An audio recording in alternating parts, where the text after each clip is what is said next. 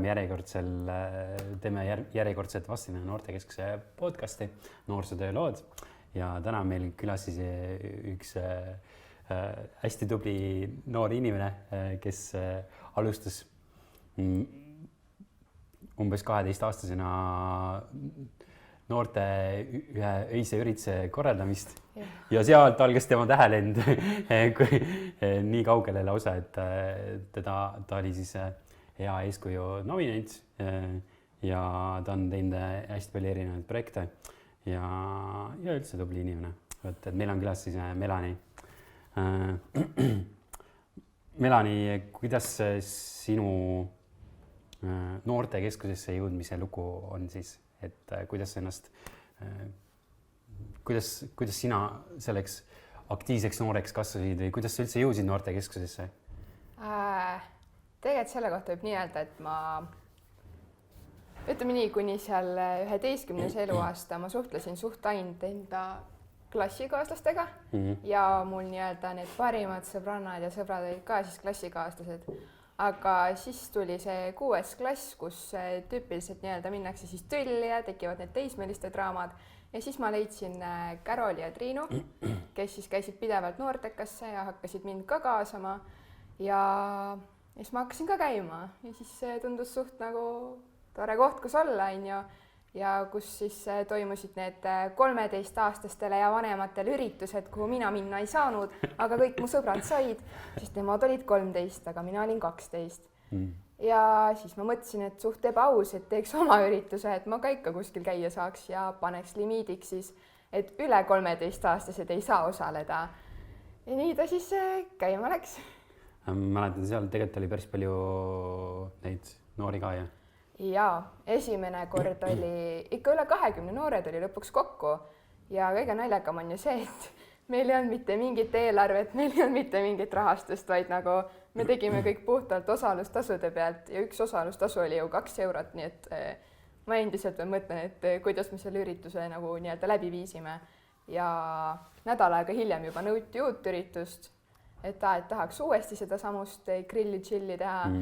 Nii et kevadel tuli siis see samune üritus uuesti teha ja siis tuli see aeg, kui mina sain 13 ja ma mõtlesin, et okei, nüüd aitab nende väikestega tõmblemisest. Nüüd ma tahan nende suurte üritustel osaleda.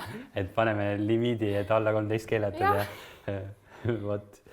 Aga missuguseid tegevusi või projekte sa veel tegid noortekeskusega või siis isegi koolis? Ma tegin playback show'd, korraldasin ka maakondlikku playback show'd, olin seal korraldustiimis, siis ma olen noortekohtumise projekti kirjutanud ja ma olen meigikoolituse projekti kirjutanud ja kui ma päris osalen, siis mul ei tulegi rohkem praegu meelde. Aga ma tean, et paar projekti on kindlalt veel olnud. Aga kuidas see noortekohtumise projekt alguse sai? Ma arvan, kõigepealt on mõistlik üldse rääkida sellest, mis see noortekohtumine on. Põhimõtteliselt see on siis projekt, mis on tehtud 2 kooli vahel, eesti ja vene keelt kõnelevate noorte vahel ja tulevad kokku siis 10 noort mõlemast koolist ja hakkavad arutlema ühel teemal. Minu projekti raames siis hakkasid sallivuse teemal kõnelema ja see siis peaks aitama ületada keelebarjääri, õpetama üksteisele keelt ja võib-olla aitab luua neid lisandväärtusi, et ehk siis aitab nagu lõimuda rohkem kahel rahvusel ja võiks öelda, et see noorte kohtumine oli väga edukas, sest tegelikult sellele järgnes ju Annelinna noorte poolt korraldatud vastuprojekt, pluss see, et need Annelinna noored käisid Võrus külas, said meie noortega niisama kokku, et ja aitasid vene keele kodutöödega, eriti tõlkimise osaga. Nii et ma arvan, et jah, see noorte kohtumine on jah, siukse 2 rahvuse lõimumine. Aga kuidas sinu see noorte kohtumise projekt üldse alguse sai, et kuidas sa otsustasid seda teha üldse? No see, et oli vaja 8. klassis loovtöö teha ja ma ei tahtnud midagi lihtsalt teha, ma tahtsin midagi ikka ulmekeerulist, on ju. Ma mõtlesin, et okei, et ma nüüd pisikesi projekte nagu olen ikka täiega palju juba kirjutanud ja tumbe lihtsalt tunduvad. Ja siis rääkisin Merlisele oma ideed, et tahaks midagi suurt korda saata. Ja siis sina ütlesidki, et Archimedesel on siuke võimalus, et saab noorte kohtumist teha, et tahan, ei taha. Ma ütlesin, muidugi tahan. nii ta siis mäletan, selle projekti nimi oli Teadlikult sallivaks. jah, ja siis me pärast seda toimus meil siin noortekeskuses üks solidaarsuskorpuse projekt, mille lõpus me tegime need pused ka. Ja selle pealkiri oli ka Teadlikult sallivaks. Aga ma arvan, et see sinu projekt, see noorte kohtumise projekt oli natukene selline alguseks selle suuremale projektile ka, et nagu Avelis rääkis, et mingid sellised sammud viivad järgmiste sammudeni. Aga mis seal noorte kohtumise projektis üldse tehti? Meil oli hästi palju erinevaid nii-öelda tegevusi välja mõeldud noortele, et lisaks sellele, et nad saaksid omavahel suhelda, me tahtsime need reaalselt siis panna mõtlema sallivusele. Tahtsime neile tutvustada LGBT liitu, sealt käis üks noor neiu jutustamas oma lugu, siis rääkisime mustanahalistest inimestest, sellest, kuidas neid diskrimineeritakse, rääkisime puuetega inimeste diskrimineerimisest, tegime isegi ühe niisuguse rollimängu läbi, kus oli võistkond, kus oli kurt, pime, tumm ja keegi, kes ei saanud vist liikuda. Ja seal mingi käed kinni ja kipsis või jalgadega. Siis andsime neile ülesande niimoodi, et nad pidid igaüks oma rolli jääma ja selle ülesande nagu lahendama, mis oli nagu mega keeruline, sest tumm ei saa ju öelda vastuseid ette, ta peab kätte jalgadega seletama, on ju. Ja jah.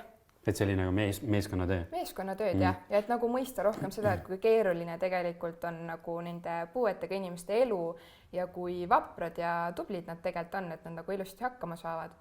Ja siis ma mäletan seda, et me käisime seal, kus Võru noortekeskus praegu asub, seal Meiela inimestega ka Võru noortekeskuses mingit asja tegemas. Ja siis me saime igaüks endale selle nööbikese mälestuseks. Me tegime seal kaarte. Ja koos nendega ja saime nendega suhelda ja tuttavaks ja hästi toredad inimesed olid tegelikult. Ja selle tegevuse käigus me tegime veel üht asja, oli see maja ehitamine ka, selle kohta kui midagi mäletada? Ma mäletan, et seda vannuti maapõhja.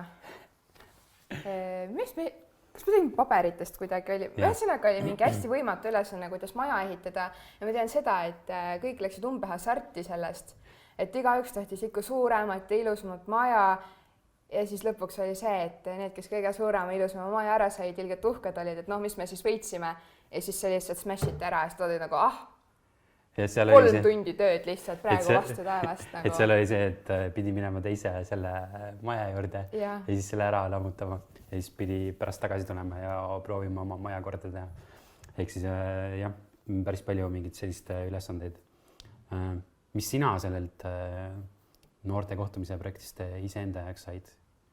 Ma arvan, et ma olen varem ühel noorte kohtumise projektis veel osalenud Narva noortega koos ja seal ma nagu, ühesõnaga ma sain niisuguse osaleja nagu poole niisuguse kogemuse, aga selles projektis ma saingi just rohkem teada seda, et mis on need telgitagused, et kuidas siis seda eelarvet teha ja kuidas neid kokkuleppeid sõlmida ja kuidas projekti üldse kirjutada mitu korda ümber, sest et kui esimese korraga rahastust ei saa ja kuidas paanitseda selle üle, et tegevused peaksid hakkama 2 nädalast pärast pihta, aga Archimedesest ei ole veel vastustki tulnud, kas me rahastus otsuse saime. Ja siis on see, et 2 nädalaga korralda siis see kõik nädalane laager ilusasti ära, on ju, anna koostööpartneritele teada, et jah, te võite ikka õpilased saata oma koolis, proovi teha õpetajate selgeks, 2 nädala pärast tuleb nädalane laager, lubage õpilased ära, on ju. Et jah, niisugused asjad. Võib-olla see ka, et kui muidu istusid laagris üleval sõpradega mingid pudelit või kaardimänge mängides, on ju, siis istusid üleval ja olid nagu, ma tahaks magada, ei, homne on vaja ette valmistada. Et siis jah, niisugused kogemused võib-olla.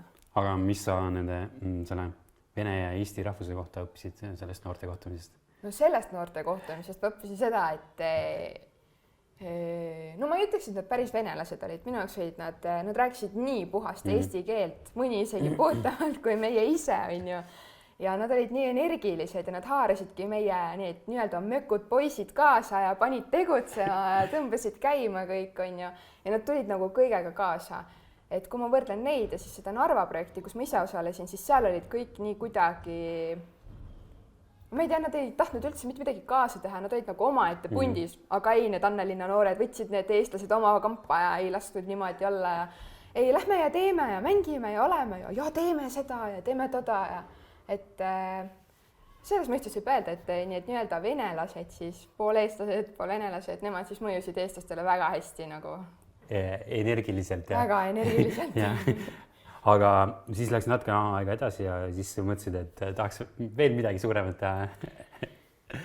Et siis tuli see Changemakersi võimalus sulle. Jah, sellega on see naljakas lugu, et ma ei teadnud Changemakersist mitte midagi. Ma ei olnud kuulnud ka siuksest asjast nagu elu naljakas nimi ka nagu Changemakersi programm, no mis asja on ju, et mida te seal siis tegema hakkate. Aga üks tüdruk, kellega ma olin koos Eesti 100 maapäeva projektis, siis tema kirjutas mulle, et kuule, et siuke programm on, et proovi, et kandideeri, et ma ka kandideerisin, äkki läheb õnneks, vaata. Siis ma üritasin guugeldada, et mis asi see Changemakers on. Ma lugesin, ma keskendusin, ma lugesin, ma ei saanud aru, no mis asja, mis sotsiaalsed ettevõtted, mis asjad need sotsiaalsed ettevõtted on üldse, on ju. Ja siis nägin ühte lauset, võitja pääseb Londonisse. Kellukene või peast põlema, davai, ma kandideerin siis, et äkki saan Londonisse. Ja kuskil nädal aega ennem seda nii-öelda avapäeva siis tuli meili peale kiri, et olete oodatud Tallinnasse, et saite 180 inimese, sest 60 sekka, kes on pääsenud edasi. Ja siis ma mõtlesin, no nii, kuhu supi sisse ma ennast nüüd segasin siis, sest mul polnud halli aimu ka, mida ma seal nagu tegema pean. Aga mis selles programmis siis tehti? Et kas nendest 60-st valiti veel välja või need? Ei, nemad nüüd nagu jäid, nad jagati lihtsalt nagu rühmadesse ja neil anti mentorid. Muidu olid rühmad siuksed, et nagu ühest linnast pärit, aga meie saime siukse nii toreda rühma, kus oli tüdruk oli Paidest ja siis Ida-Virumaalt, siis 2 tüdrukut Tartust ja mina siis Vastseliinast ja mentor oli ka Tartust. Ehk siis meie nagu kokkusaamispunktiks sai ka Tartu, et kus me siis koosolekuid pidasime. Ja põhimõtteliselt me pidime siis oma kambas hakkama välja mõtlema turundusstrateegiat ühele sotsiaalsele ettevõttele, kes meile ka siis määrati. Ja meie saime selleks iseseisva elu, kus siis siuke nagu tööandja puudega inimestele, ütleme siis niimoodi, et nad said tulla kokku, teha omane kätega, õmmelda igasuguseid loomakesi, põllasid ja kõike muud. Ja meie siis pidime hakkama välja mõtlema, et kuidas neid nagu turundada ja neile nagu raha sisse tuua. Tere, meie oleme tiim Karbum ja meie teeme koostööd sellise sotsiaalse ettevõttega nimega Iseseisev elu ja meie turundusprobleemiks on pisiteljate vähesus ja meil on hea meel, et me leidsime probleemile 13 ägedat lahendust. Esiteks tahame valmistada iseseisvat elu ja nende tegemisi tutvustava reklaamvideo Eesti tuntud inimeste abiga. Lisaks soovime koostööd teha telesaatega Eesti parim pagar, pakkudes saate osalejatele iseseisva elu omaatseid põllesid. Märtsikuu esimese päeva veetsime Tartu kaubamajas, müües iseseisva elu meeneid. Ületasime enda seatud eesmärgi rohkem kui 2-kordselt. Siinkohal tervitame ka Taignurullimeest ning loodame, et tema naisele meeldis kingitus. Kui kellelgi tekkis küsimusi meie 10 teise turunduslahenduse kohta, siis võite meiega julgelt ühendust võtta. Kindlasti likeige ja jagage seda videot, et aidata meil ühe suure sammu võrra lähemale Londonile ja maailma paremaks muutmise poole. Make the change!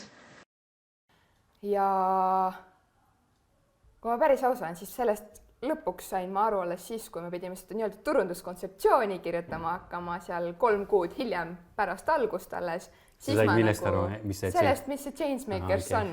Sest ma küsisin tegelikult jooksvalt nagu kõigilt grupikaaslastelt ja korraldajatelt ka, et nagu, aga mida me siis teeme, nagu, et kui mult küsitakse, mis on Changemakers, siis ma olen nagu, ma ei tea, ma käisin seal Tartus kaubamajas mingeid neid asju müümas ja käin Tartusse ja Tallinnasse tasuta sööma ja kuulan siukseid huvitavaid ettevõtjaid ja nagu muud ma ei oska öelda.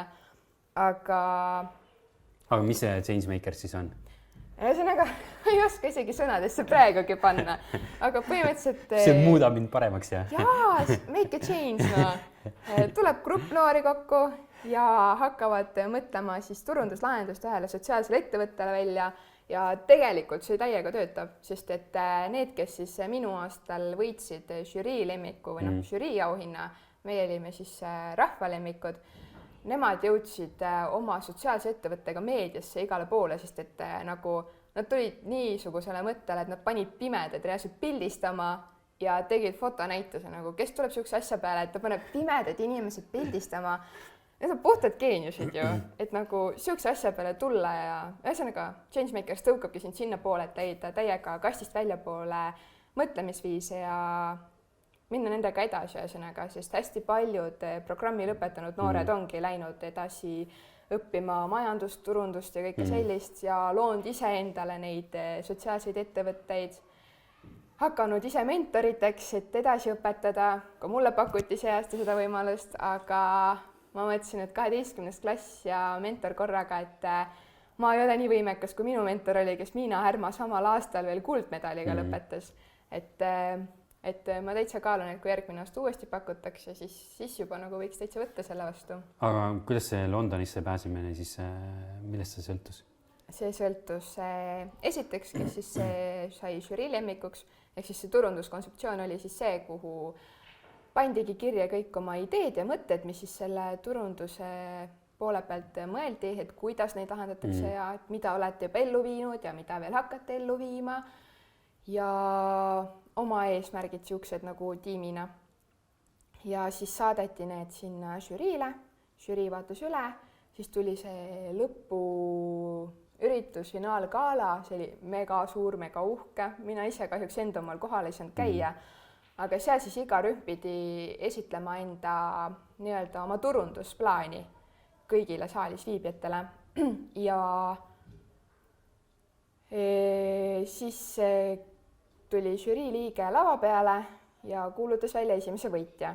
Nemad said siis karika ja kõik on ju teada, et ja nad lähevad Londonisse nüüd ja siis tuli teine tiim, kes siis oli rahvalemmik ja kuna me olime mega energiline tiim selles mõttes, et nagu kui tiimidel oli omavahel ka võistlus nagu niisama, et erinevad ülesanded, mida tiimina siis peab tegema, siis me olime algusest peale kokku leppinud, me olime jumala võõrad inimesed, aga meil oli nii ükskõik, me võidame selle võistluse vähemalt, et vahet ei ole Londonisse saame või ei saa, aga parima tiimitiitli me saame.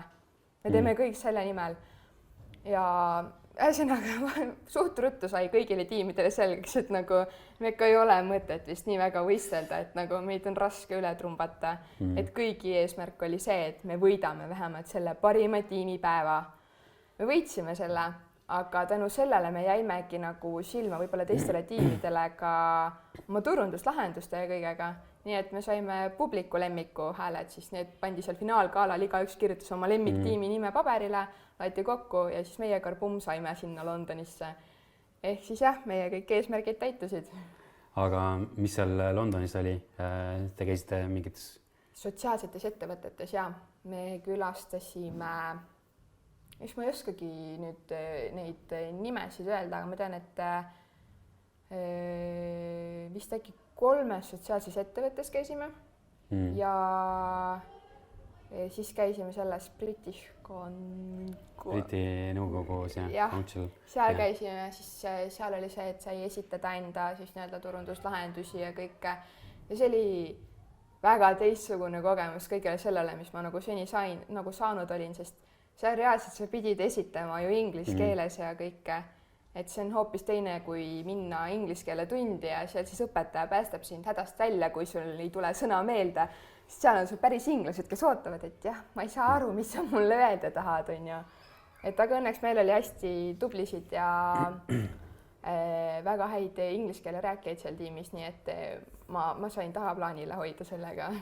Aga mõtlen selle peale, et kuidas siis sellest 11-12-aastasest tütarlapsest, kes tahtis ka suuremate üritusel noortekeskuses käia, jõudis siis Londonisse, et mis sa arvad, mis need etapid või asjad on olnud, mis sind on siis sinna maale viinud? Tõenäoliselt see, et kui oli jälle noortekas midagi vaja korraldada, siis Mari Merlis andsid teada, et kuule, me hakkame nüüd midagi tegema, on ju, et oled huvitatud. Muidugi olen ju. Jälle üks nädalavahetus midagi põnevat teha, ei pea kodus istuma õppima, et muidugi teeme ära. Siis veits peab ikka tahtejõudu ka olema. No ja siis on see kõigi lähedaste ja võõraste pushimine, et kuidas sa jõuad, sa oled nii tubli ja oi, sa jõuad küll kunagi Riigikokku on ju ja mida sa küll järgmiseks ette võtad, millega sa üllatad ja see nagu oli nagu juba surve, et ma tahtsin ise ka näha, et sa pead tubli olema. Ja kui kaugele ma siis nagu jõuan, on ju, et kus on see lagi, on ju. Et jah, ma arvan, et see võib olla. Aga mäletan seda, et võib-olla me tegime mingit, ma arvan, et see olid sina, kellega me rääkisime, kuna võib-olla see oli need meeldimise vestlused, mis me tegime ja siis ma küsisin, et siis me rääkisime vist sellest ka, et mis on see asi, mida sa pead paremaks muutma ja ma ei mäleta, kas sina olid see, kes ütles, et sa pead ei ütlema. ja siis nüüd ma praegu mõtlen seda, et kas sa oled selle ei õppimise siis väga selgeks saanud? Paremini kui ennem kindlasti, ma arvan, sest varasemalt oligi see, et ma lõpuks nagu ei julgenud ei öelda sellepärast, ma mõtlesin, et äkki inimesed pettuvad, et mis mõttes ei, nagu mida targemat sul siis nagu teha on ju, et sa ei lähe mitte kuhugi, sul on vaba nädalavahetus, miks ei, on ju. Või et keegi ütlebki, et oi, sa oled kodus täna, et mis siis juhtus, on ju. Et võib-olla nagu see oli väike surve, mis oli ka see, et ma ei tahtnud ei öelda, sest ma tundsin, et ma olen nagu kohustatud ütlema jaa, sest ma olen alati igal pool olnud ja kõik on harjunud sellega, et ma olen igal pool ja ma olin ise harjunud. Et nagu isegi kui ma tundsin, et okei, et ma ei jõua üldse nagu ei jõua, on ju, et tahaks nagu ei öelda, siis mõtlesin, et kes teeb, see jõuab, et küll ma siis ka jõuan, on ju. Aga siis juhtus ikkagi selline asi, et sa kadusid ära. Mis siis juhtus? Tegelikult mis selle nagu, see kõik algas juba suht palju varem nagu pihta, aga mis andis selle nagu kõige lõplikuma põntsu oli 9. klassi lõpp, kui tulid vastused koolidest, et kas sa saad sisse või sa ei saa. Ja kuna ma olin esimesest klassist peale kõigile lubanud, ma lähen Treffnerisse, ma lähen ja ma lähen ja ma lähen. Ja ma ise teadsin ka kogu aeg, et ma lähen, sest mul polnud nagu kordagi mitte ühtegi teist ideed. Ma rääkisin vastsõnjas ka õpetada, et ma lähen Treffi, mis asja sa ajad, on ju. Ja ühesõnaga jõudis siis kätte see katsetaeg, tegin katsed ära, teiseks panin siis poska, aga ma ei teadnud poskast nagu mitte midagi. Ma olin nagu suht veendunud, et ei, Treffitiis on ju, mitte midagi muud. Ja siis tulid vastused, et ma ei saanud isegi nagu vestlusele sinna Treffnerisse. Ja ma olin nagu, et aga mille jaoks ma siis kõike teinud olen või miks ma üldse eksisteerin siin, on ju. Kogu maailm lihtsalt kilinal-kolinal kukkus kokku, et aga kui ma Treffi ei saa, mis ma üldse oma eluga peale hakkan, mis ma pean siis vasseliina jääma või nagu, mida kõik inimesed mõtlevad või kõik täiega pettuvad neid ju. Siis ma avastasin, et okei, et mingi poska on öelnud, et kutsuvad vestlusele. Okei, et ma lähen käin seal siis ära, et ma annan võimaluse. Ja tegelikult käisin ka Võru gümnaasiumis ju. Ja mulle Võru gümnaasium tegelikult täiega meeldis, sest et nagu Treffneriski kõik mu sõbrad said ju sisse sinna täpselt sellesse klassi, kuhu ma tahtsin saada.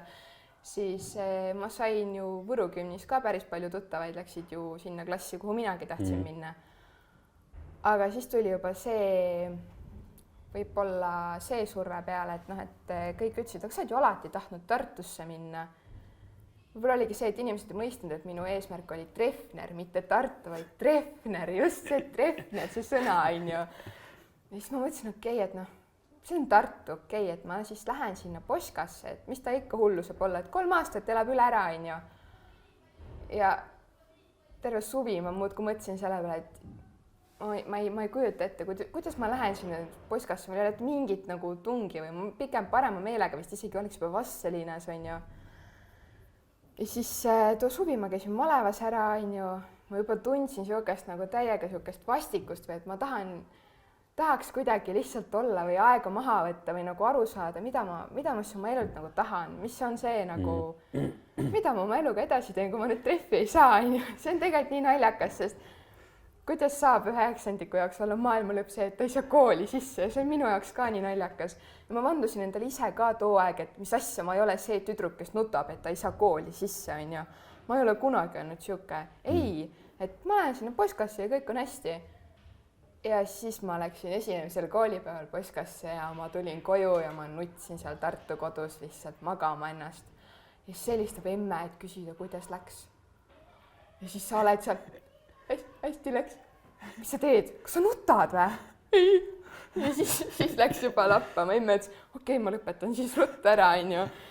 Ja niimoodi ta helistas mulle iga õhtu ja niimoodi ma iga õhtu nutsin seal telefoni otsas. Ja siis tuli see esimene nädalavahetus, kui ma koju tulin. Ma sain aru, et ma ei taha minna nagu tagasi. Ja ma ütlesin emmele ka, et ma ei taha minna sinna, sest see Poska ei ole minu jaoks. Seal ei ole need inimesed, seal klassis ka, no seal ei ole need inimesed, kes nagu, need ei ole minu inimesed. Ma saan alati kohe aru, kui inimene on minu oma. Ja need ei olnud mitte ükski minu oma.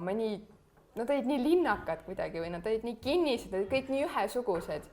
Et nagu ma ei tundnud ennast üldse hästi.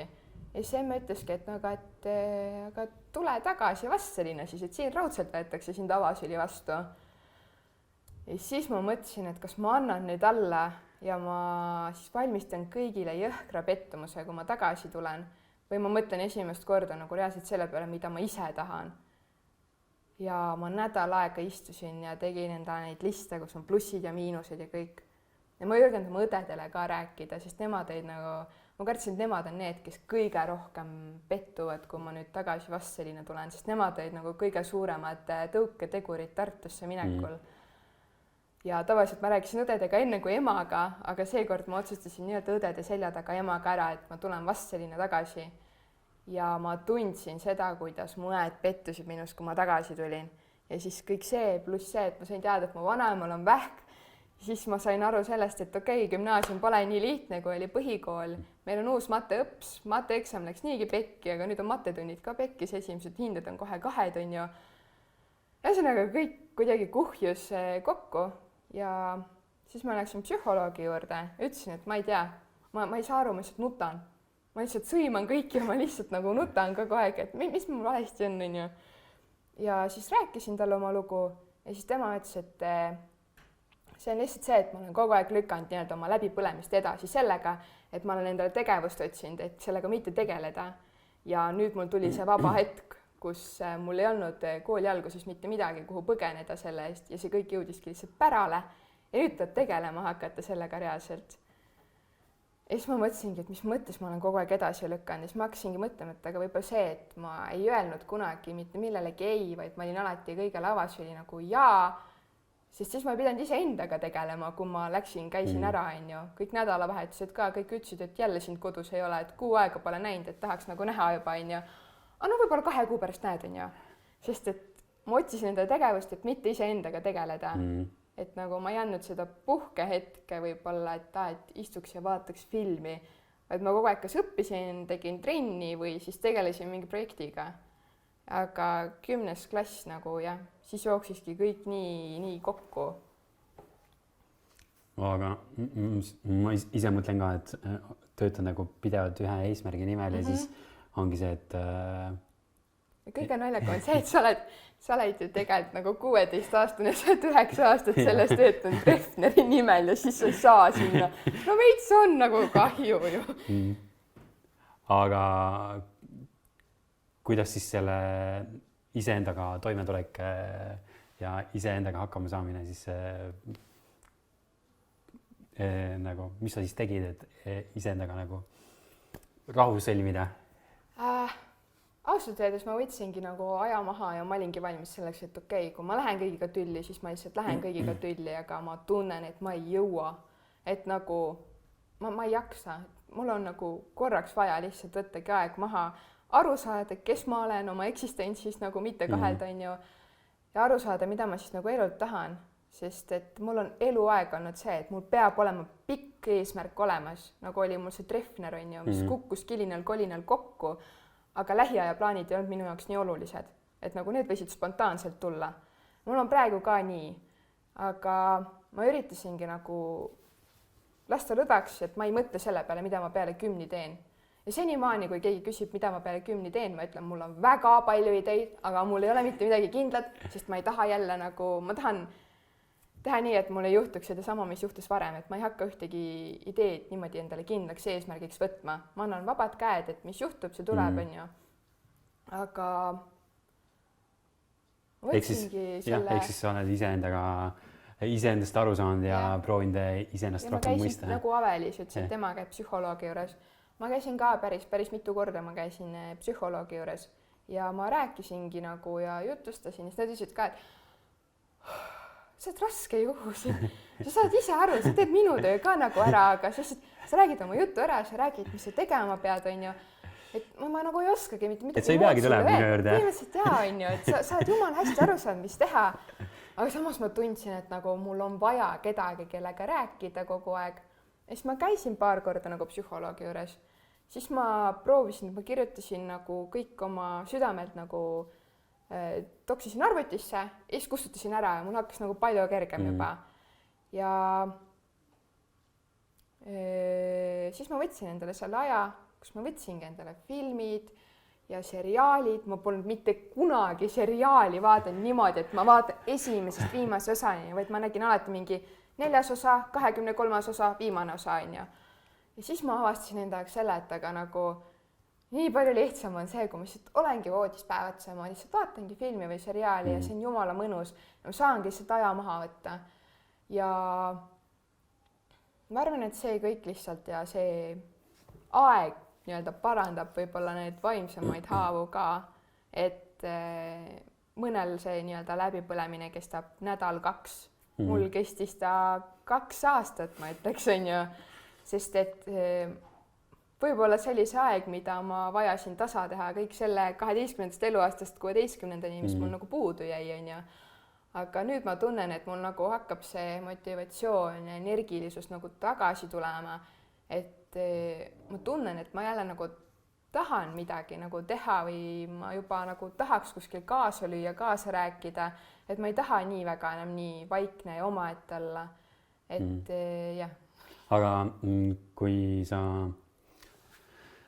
peaksid ise endale andma soovituse, et mis sa peaksid siis teistmoodi tegema või siis kui oleks sinu kõrval mõni teine noor, kes teeb sama asja läbi, et mis siis sinu soovitused sellele noorele oleksid? Üks asi on kindel, kui mina oleksin nüüd lähedane sellel noorel, siis täielikult blokeerida ära laused nagu sa olid kunagi ja sa olid nii aktiivne või miks sa enam aktiivne ei ole. Sa oled nii nõmedalt, nii vaikseks muutunud, sa oled nii ära kadunud. See on kõige hullem asi üldse ja see ajab nii närvi. Ma tean, mul lähedased ütlesid kogu aeg, et sa olid kunagi nii aktiivne. Ja kui ma üritasin selgeks teha, et aga kas te saate aru, et ma ei jõudnud enam, see on rumal jutt, sa jõudsid alati, on ja. Ja see nagu oligi, mis mind veel rohkem võib-olla sinna sügavasse auku viis, et sa kunagi jõudsid, sa kunagi olid nii tubli. Ja mis mul nüüd siis viga on, mis muka juhtus siis? Ja see oli nii vastik ja nii kohutav, nagu kui kogu aeg kõik korrutasid, et kunagi sa tegid ju, ai, sa oled ikka aktiivne, küll sa sealt välja tuled, on ju, ja küll paari kuu pärast jälle jõuab, on ju. Ehk siis tuleks iseenda eest seista ja iseenda vajaduste eest. Aga kõige haigem on see, et lähedased ei saa ka aru ja ma üritan nagu näha nende seda seisukohta ka, et okei, võib-olla ongi nagu naljakas, kui inimene on kogu aeg on hästi aktiivne, hästi energiline, ühel hetkel on kõik, ta mingi istubki kodus, on ju, ei tahagi kuskil käia, siis võib-olla ongi nagu sihuke, et mis suka juhtus siis, on ju. Sa võib-olla ei tahagi aru saada, et aga võib-olla tõesti tal ei olegi nagu kõik nii hästi, nagu sulle tundub. Võib-olla tal ongi keeruline, võib-olla tal ongi vaja aeg maha võtta, on ju. Aga võib-olla jah, ma mõtlen selle peale, et kui mina oleksin see noor, siis kõige lihtsam võib-olla olekski istudagi oma nii-öelda perekonnaga maha ja teha selgeks. Nüüd ma olen selles punktis, et ma olengi läbi põlenud ja palun mitte ühtegi kommentaari teha. Ma tulen sellest ise välja, kui ma tahan rääkida, siis ma räägin teiega sellel teemal, aga palun ärge jumala eest tulge, öelge mulle, sa kunagi olid nii aktiivne, sa kunagi olid nii tubli, mis suka juhtunud on. Sest see nagu, see tõmbas seest niimoodi katki lihtsalt ja ma mõtlesin, ma hakkan siinsamas su eest nutma nüüd kohe, on ju. Et kas sa saad aru, et ma ei jõua lihtsalt? Kui mõelda natkene noorsootöötaja või noortekeskuse peale ka, et siis noorsootöötajad üsna tihti kutsuvad ühtesid ja sammu noori ka igale poole, et mis sa arvad, mis soovitus sinul noorsootöötajatele oleks? Tegelikult ma ei ütleks, et see oli nagu mingi see probleem, sest mulle täiega meeldis see, et nagu mind kaasatigi igale poole ja mulle tegelikult täiega meeldis igal pool olla ja mulle meeldis kõike täiega teha. Aga võib-olla ongi see, et töölehed on need, mida ma tean, et ma ei armastanud üldse, kui ma olin nagu nii-öelda see kõige tiinekam periood on ju, või need nii-öelda peegeldused, sest kui ma Changemakersis ka olin, ma vihkasin peegeldusi, sest ma teadsin, et kui ma enda sisse vaatan, siis ma pean ise endaga tegelema, et ma ei taha neid teha lihtsalt. Et võib-olla ongi see, et nende nii-öelda aktiivsemate noortega istudagi vahepeal maha ja rääkida, et aga räägi mulle nüüd, et kuidas sul läheb ja teeme seda peegeldusvärki on ju, et mis sul emotsioonid on ja kuidas sul viimasel ajal nagu tunded on ja et kas sa tunned, et sa jaksad või ei jaksa, aga kui sealt ei tule nagu sellest vestlusest midagi välja, siis mis ikka selles mõttes, et te ei saa ka teise inimese sisse näha, te ei saa teise inimese nagu emotsioone ära võtta ja kui ta üritabki nagu mina üritasin kõike nagu seda edasi lükata oma tegevustega, siis selles ei ole ju teie süüdi tegelikult nagu. Selles olen ikkagi ju mina süüdi, et ma ei taha endaga tegeleda. Aga võib-olla noorsootöötaja saab lihtsalt rohkem veel kuulata ja toetada seda noort. Võib-olla ongi see, et nagu rääkida, mis asi on see läbipõlemine ja kuidas seda võib-olla ennetada. Sest ma olen sellest kuulnud küll, aga ma ei uskunud kunagi, et see minuga juhtub. Ja ega ma ei tahtnud endale ju tunnistada ka, et ma olen nagu seal punktis. Ega ma pool aastat tagasi ka ei tahtnud tunnistada, aga siis oli see, et ma hakkasin ise mõtlema, et aga mis mul siis nagu valesti oli või mis juhtus, kui ma guugeldasin ja kui ikka psühholoogid ka ütlevad, et see on läbipõlemine, et ju see siis ikkagi on nagu läbipõlemine, et seda ei juhtu ainult meeste naistega, kes juhivad firmat ja kes on 24/7 tööle keskendunud, vaid see võib juhtuda väga vabalt ka minu 16, 15, 17, 18, ükskõik kui vana noorega on ja et võib-olla kui seda veits nagu rohkem teadvustada ja veits rohkem seletada, mis see läbipõlemine on, mis need esialgsed punktid on, et kuidas sa tundma hakkad seda, et siis võib-olla äkki sellega saab ennetada. Ja sa ütlesid, et hästi paljud küsivad, et mis siis sinust edasi saab ja et sa siis ootad ja vaatad. No praegu ma tegelikult olen sügisest alates lappanud Tartu Ülikooli, Tallinna Ülikooli, igasuguste kutsekate ja igasuguste erialakoolide neid lehekülgi, vaatad, mis erialad üldse on olemas, guugeldanud, mida need tähendavad. Mul on nagu 5 või rohkem eriala, isegi äkki on sõelal, nagu, kuhu ma tahan proovida, kõik on erikoolid ka. Ma ei ütle, et ma olen ülikooli või ma olen kutsekasse, sest ma proovin kindlasti mõlemasse. Ma vaatan, kuhu ma sisse saan ja siis hakkan vaatama, et aga milline eriala reaalselt minuga nagu kõige rohkem kaasas käiks. Aga kuna praegu on see korontsik meil ja kuna ma tunnen, et nagu kui ma praegu paneks endale mingid eesmärgid, siis tõenäoliselt see koroona suudaks need ära lõhkuda, siis ma ise ka ei usu seda, et 4 kuud ennem lõpetamist ma pole halli aimu ka, mida ma oma eluga nagu edasi teen.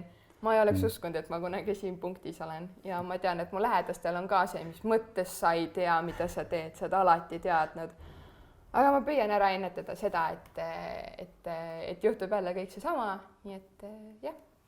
Aga mul on hea meel näha, et tegelikult sa oled järjest rohkem iseennast aru saanud ja siis sa seisad iseenda eest ja sa lased asjadel minna, et mingit asju me saame kontrollida ja mingit asju ei saa ja kui on koroona, siis on ja kui peab isegi mingi lisavaheaasta võtma, siis see on ka täitsa okei. Et me ei pea kuskile kiirustama. Okei, päris niimoodi, ma ei lase nagu minna ka, sest iga kord, kui tuleb jälle see, et riik läheb lukku või kool läheb kinni, siis ma olen jälle, mul on 6 aja pärast eksamid ja nad panevad nüüd kooli kinni, mis mõttes? Kas nad ei võinud seda 6 aega varem teha? Ma ütlesin, et kui nad tahavad kooli kinni panna, nad peavad nüüd panema, miks nad just nüüd panevad? Ja see me ütleb jälle, Melanie. Lihtsalt rahune maha, et sa ei saa kõike kontrollida, sa pead olema ja vaatama, kõigil on täpselt sama probleem, mitte ainult sinu lõksi. Ja siis ma olengi nagu, et tõsi, kõik 12-nikud, kõik üle Eesti on täpselt samas seisus, kus mina. Et ma isegi ei tea seda, millal mul eksam toimub, kuidas see eksam läheb, kas mul üldse toimub ja kuidas ma kooli peaksin minema või kas ma üldse lähen kooli, kas mul üldse mingit töökohta on tulevikus loota, mida see koroona teeb siis on ju. Et jah, ma püüan nagu, ja siis ma võtangi muudkui õpin ära ja võtan jälle uue seriaali, et võimalikult vähem mõelda selle kõige peale, mis ümberringi toimub. Ja nii ma olen viimasel kuul vist 3-4 seriaali ära vaatanud. Et jah. vot, aga jõudu sulle eksamitele ja aitäh, et sa tulid rääkima sel teemal. Ja siis võib-olla teistele võib siis seda öelda, et kui teil on mingid mõtted, et mis teemal me võiksime veel ja kellega me võiksime rääkida, siis te saate, ma arvan, Facebookis või YouTube'is siis sinna kommentaaridesse panna ja siis me proovime nendel teemadel rääkida. Aga aitäh veel kord!